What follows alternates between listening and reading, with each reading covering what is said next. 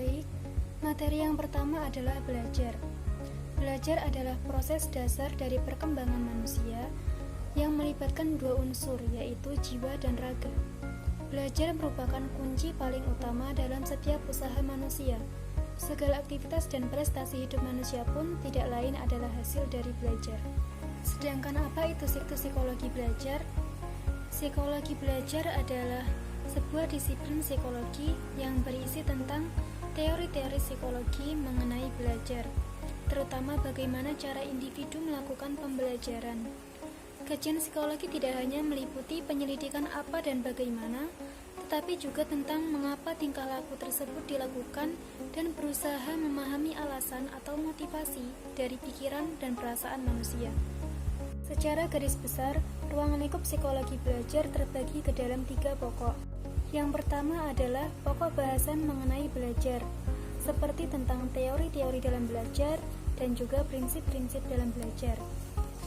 Yang kedua adalah pokok bahasan tentang proses belajar, seperti tahapan perbuatan belajar, pelajar, perubahan jiwa yang terjadi selama belajar, dan sebagainya. Dan yang ketiga adalah pokok bahasan mengenai situasi belajar, tentang suasana atau kondisi dalam lingkungan belajar tersebut. Ada beberapa metode yang digunakan dalam psikologi belajar. Yang pertama adalah metode eksperimental. Metode eksperimental dilakukan untuk menguji keyakinan atau tingkah laku manusia dengan harapan agar semua kondisi dapat dikontrol dengan teliti. 2. Metode observasi.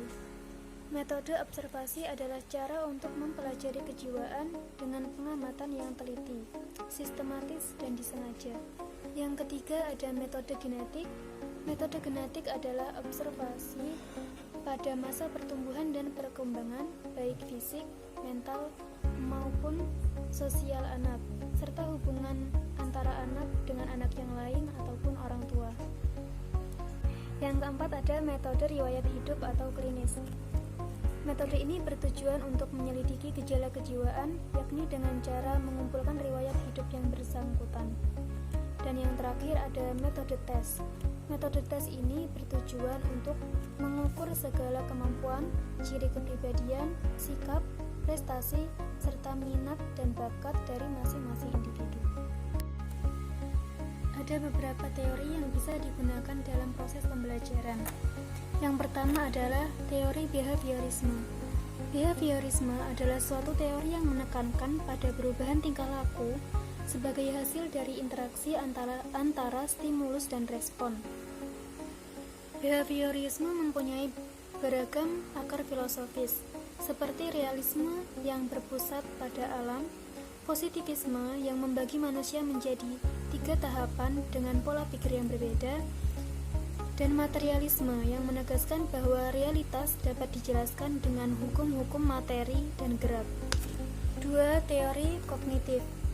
Teori ini menekankan pada kondisi mental atau otak, bagaimana manusia menyimpan dan mengolah informasi untuk menjelaskan tindakan. Dan yang ketiga, humanistik. Teori ini mulanya muncul akibat ketidakpuasan terhadap psikologi behavioristik yang dianggap gagal memberikan kontribusi dalam kondisi eksistensi manusia. Menurut teori ini, belajar dianggap berhasil jika pelajar memahami lingkungan dan dirinya sendiri. Dalam proses belajar, siswa harus mampu mencapai aktualisasi diri dengan tujuan mewujudkan potensi yang ada di dalam dirinya. Dan masih banyak teori-teori lainnya lagi. Dalam belajar, kita juga pastinya pernah mengalami berbagai problematika seperti lupa dan jenuh. Lupa adalah fenomena psikologis yang terjadi dalam kehidupan mental.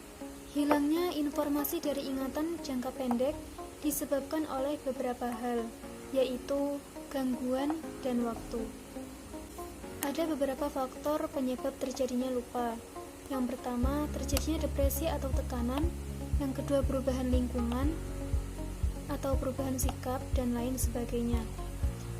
Apa saja kiat-kiat kita dalam mengatasi lupa? Ada beberapa kiat-kiat yang bisa mengatasi lupa, yaitu sering mengulang materi, menambah waktu belajar, dan juga membuat kata kunci untuk kata yang dirasa asing. Yang selanjutnya ada kejenuhan dalam belajar. Kejenuhan dapat terjadi apabila siswa telah mencapai pada batas kemampuannya, entah karena letih ataupun bosan. Ross membagi keletihan menjadi 3, yaitu fisik, mental, dan indera. Faktor yang menjadi penyebab kejenuhan adalah cemas terhadap standar yang dianggap terlalu tinggi. Siswa berada di tengah situasi kompetitif yang mengharuskan dia memiliki intelek yang tinggi dan sebagainya. Apa saja kiat-kiat dalam mengatasi kejenuhan dalam belajar? Kiat-kiat yang dapat kita lakukan untuk mengatasi kejenuhan dalam belajar adalah istirahat yang cukup, melakukan penjadwalan kembali, menata lingkungan belajar agar suasana terasa baru dan tidak membosankan, dan lain sebagainya. Baik, materi yang selanjutnya adalah lateralisasi, bahasa, dan belahan otak. Apa itu lateralisasi? Lateralisasi adalah proses pengkhususan fungsi dari dua belah otak yang terjadi karena adanya penyebelahan antara sisi kanan dan sisi kiri otak, yaitu hemisfer kanan dan hemisfer kiri. Hubungan lateralisasi dan bahasa. Lateralisasi sangat mempengaruhi kemampuan seseorang dalam menggunakan bahasa. Seseorang akan berkemampuan seperti penutur asli suatu bahasa apabila pada masa lateralisasi diekspos dengan input yang mendukung. Yang selanjutnya ada lokalisasi kortikal bahasa. Pengalihan fokus dari lateralisasi bahasa ke lokalisasi bahasa. Berlawanan dengan lateralisasi bahasa yang mengacu pada pengontrolan relatif fungsi-fungsi terkait bahasa oleh hemisfer kanan dan kiri, lokalisasi bahasa mengacu pada lokasi sirkuit-sirkuit yang berpartisipasi dalam aktivitas terkait bahasa dalam hemisfer. Spesifikasi otak kanan. Otak kanan mendominasi perasaan dan emosi. Otak kanan bertanggung jawab dan sangat berpengaruh terhadap kecerdasan emosional serta daya imajinatif, kreatif, dan intuitif. Spesifikasi otak kiri. Proses pada belahan otak kiri jauh lebih lambat. Berpikir otak ini sering terlihat berlawanan dengan emosi dan lebih dekat dengan proses-proses yang bersifat objektif. Belahan otak kiri dalam suatu proses sering disepsikan lebih rasional. Belahan otak kiri juga merupakan pusat pengembalian keputusan, berpikir abstrak. Belahan otak kiri menitik beratkan kerja pada proses yang berkaitan dengan suatu yang intelektual. Materi selanjutnya tentang ingatan akan disampaikan oleh teman kami, yaitu Sania Kuliah. Materi selanjutnya adalah ingatan. Pertama, ingatan sendiri didefinisikan sebagai hubungan antara pengalaman dengan masa lampau. Apa yang telah diingat adalah hal yang pernah dialami, pernah dipersepsikan, dan hal tersebut pernah dimasukkan serta disimpan ke dalam jiwanya. Kemudian, pada suatu waktu, kejadian itu ditimbulkan kembali dalam kesadaran. Jadi, ingatan merupakan kemampuan untuk menerima dan memasukkan, menyimpan, serta menimbulkan kembali apa yang pernah dialami seseorang. Ingatan juga terbagi menjadi 3, yaitu yang pertama, ingatan sensorik. Ingatan sensorik cukup pendek. Meskipun kita transfer ke ingatan jangka pendek, ingatan ini akan menghilang segera setelah apa yang kita rasakan berakhir. Karena proses penyimpanan ingatan ini melalui jalur saraf-saraf sensori yang berlangsung dalam waktu yang pendek. Informasi yang diperoleh melalui panca indera hanya mampu bertahan selama 1 atau 2 detik saja. Yang kedua, ingatan jangka pendek. Ingatan jangka pendek berlangsung sedikit lebih lama dan berlangsung selama kita menaruh perhatian pada sesuatu. Hal ini disebabkan ingatan jangka pendek memiliki kapasitas yang terbatas, di mana informasi hanya dapat dipertahankan sekitar 30 detik saja. Dan yang ketiga adalah ingatan jangka panjang. Ingatan jangka panjang adalah suatu proses penyimpanan informasi yang relatif permanen dan biasanya menetap dalam ingatan individu. Ingatan jangka panjang ini disebut juga sebagai tempat penyimpanan informasi yang kapasitasnya tidak terbatas. Memori jangka panjang ini juga memungkinkan manusia untuk mengingat kembali informasi masa lalu dan menggunakan informasi yang ada untuk mengerti apa yang terjadi saat ini. Memori jangka panjang berisi persepsi dan ide-ide yang berkisar dari beberapa menit yang lalu hingga awal kehidupan masa lalu kita. Memori jangka panjang seperti hard disks yang besar dari sebuah komputer di mana informasi tidak terbatas dan dapat disimpan selama seumur hidup. Dalam ingatan inilah kita membangun ide-ide dan pengalaman serta menunjukkan kembali informasi ketika kita membutuhkannya. Misalnya nama individu, rasa jagung rebus, lagu semasa kanak-kanak, dan abjad A sampai Z. Selanjutnya, juga terdapat 3 tahapan dalam ingatan, yaitu yang pertama, memasukkan. Proses memasukkan di sini yang dimaksud adalah pengkodean terhadap apa yang dipersepsi dengan cara mengubah menjadi simbol-simbol atau gelombang-gelombang listrik tertentu yang sesuai dengan peringkat yang ada pada organisme. Jadi, memasukkan atau encoding ini merupakan suatu proses mengubah sifat suatu informasi ke dalam bentuk yang sesuai dengan sifat-sifat ingatan organisme. Proses ini sangat mempengaruhi lamanya suatu informasi yang disimpan dalam ingatan. Untuk proses pengubahan informasi dapat terjadi dengan 2 cara, yaitu yang pertama, tidak sengaja.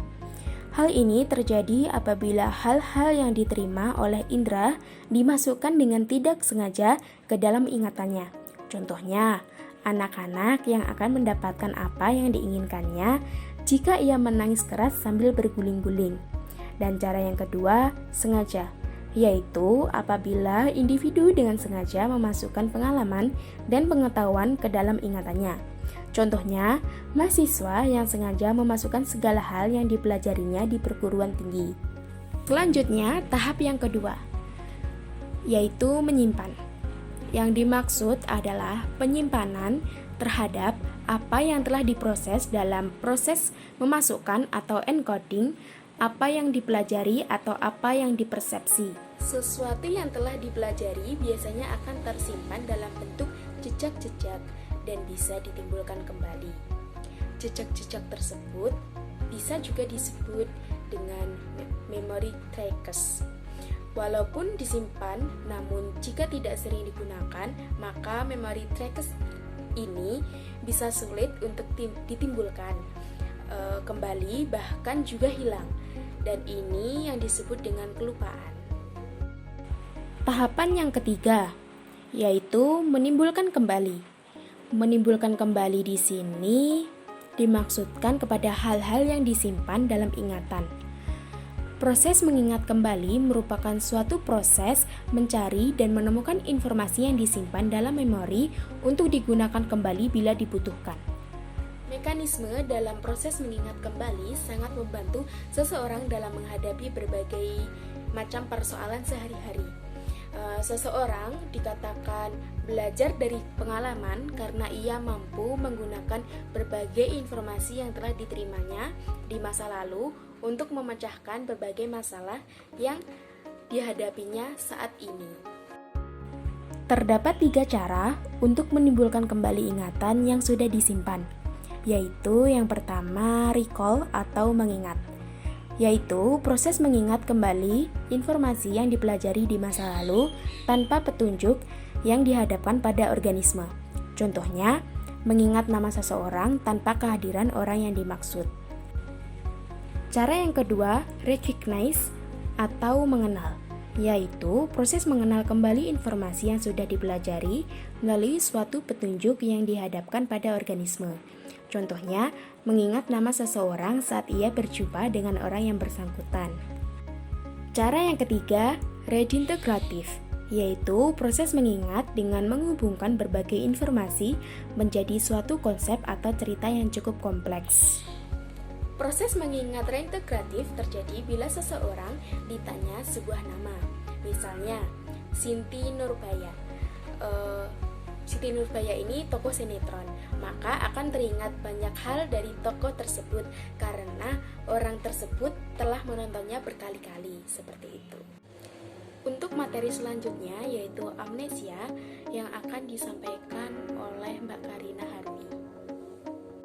Baik, terima kasih penjelasannya Mbak Sania. Berikutnya adalah amnesia atau secara umum dikenal dengan hilang ingatan, di mana kondisi tersebut mengakibatkan seseorang kehilangan ingatannya yang biasanya meliputi kejadian atau pengalaman di masa lalu, informasi dan fakta yang pernah diketahui sebelumnya. Yang selanjutnya gejala. Gejala apa saja sih yang dialami oleh penderita amnesia? Gejala umum yang dialami oleh penderita amnesia itu adalah hilang ingatan dan kesulitan membentuk ingatan baru.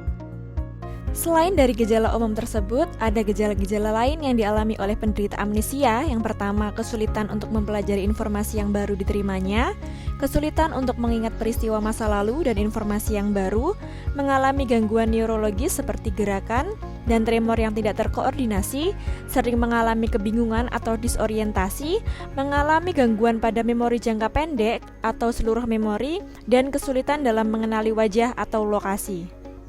Untuk pengobatan, sekarang belum ada pengobatan khusus untuk penderita amnesia, tetapi terdapat beberapa teknik khusus yang dapat diterapkan bagi penderita amnesia. Selain pengobatan secara medis, penanganan secara psikologis juga perlu diberikan oleh dokter kepada pasien selama masa pemulihan. Amnesia memiliki beberapa jenis, namun saya akan menjelaskan sedikit tentang 4 jenis amnesia. Jenis yang pertama itu ada amnesia anterograde, di mana penderita tidak dapat mengingat informasi yang baru saja diterimanya. Pada kondisi ini, informasi baru yang seharusnya disimpan ke memori jangka pendek itu menghilang. Ini disebabkan karena otak mengalami cedera kepala sehingga menyebabkan kerusakan otak. Pada sebagian orang, itu amnesia anterograde dapat menyebabkan kehilangan ingatan secara sementara atau juga bisa permanen. Yang kedua, amnesia retrograde, di mana ini kebalikan dari amnesia anterograde, di mana penderita amnesia ini akan kesulitan dalam mengingat peristiwa yang terjadi sebelumnya. Gejalanya itu biasanya dimulai dari kehilangan ingatan yang baru saja terbentuk dan kemudian berlanjut dengan kehilangan ingatan yang lainnya. Yang ketiga ada amnesia infantil, itu adalah istilah yang digunakan untuk menggambarkan suatu kondisi di mana orang akan kehilangan ingatan tentang kejadian atau peristiwa di 3-5 tahun pertama di kehidupannya. Kondisi ini umum terjadi dan banyak dialami oleh hampir semua orang. Yang terakhir ada amnesia pasca trauma, di mana kondisi ini seseorang kehilangan ingatan akibat cedera kepala yang tergolong parah, yang biasanya dialami oleh orang yang mengalami kecelakaan yang mengakibatkan cedera di daerah kepalanya. Orang dengan kondisi ini biasanya akan mengalami kehilangan kesadaran singkat atau koma, dan amnesia jenis ini bersifat sementara, namun pemulihan ingatan yang hilang tergantung pada seberapa parah cederanya. Penyebab utama amnesia itu adalah karena adanya kerusakan pada bagian otak, tepatnya pada sistem limbik, yaitu di mana otak berperan untuk mengatur emosi dan memori seseorang. Ketika sistem limbik rusak, maka akan mengganggu pemrosesan memori. Kerusakan sistem limbik dapat terjadi karena beberapa hal, yaitu yang pertama, menderita penyakit demensia. Penyakit demensia itu kondisi di mana otak mengalami penurunan fungsi secara menyeluruh. Akibatnya itu dapat mempengaruhi kemampuan dalam pemrosesan memori dan kemampuan mengingat. Yang kedua, mengalami cedera kepala. Cedera kepala dapat terjadi karena kecelakaan, penyakit stroke, tumor, dan infeksi virus. Kondisi tersebut akan menyebabkan kerusakan di otak dan mengganggu ingatan seseorang. Dan kondisi cedera kepala yang tergolong parah, seseorang dapat kehilangan ingatannya secara permanen. Yang ketiga, penyalahgunaan alkohol. Mengonsumsi alkohol secara berlebihan dapat menyebabkan seseorang mengalami pingsan atau blackout. Umumnya kondisi pingsan ini atau blackout, seseorang akan kehilangan ingatan jangka pendeknya. Ketika sadar, biasanya orang tersebut tidak akan ingat kejadian sebelumnya. Selain itu juga, mengkonsumsi alkohol juga dapat memicu sindrom Wernicke-Korsakoff atau sindrom tersebut akan membuat penderitanya kesulitan dalam membentuk ingatan baru. Yang keempat, mengalami trauma psikologis. Nah, trauma psikologis ini juga bisa menyebabkan hilangnya ingatan yang bersifat disosiatif, dan trauma psikologis yang dialami berbentuk depresi, bisa jadi berbentuk depresi, stres, menjadi korban pemerkosaan atau kejahatan lainnya. Dalam kondisi ini, pikiran atau perasaan dan informasi yang menyebabkan trauma akan dibuang oleh otak untuk menghindari rasa sakit akibat trauma.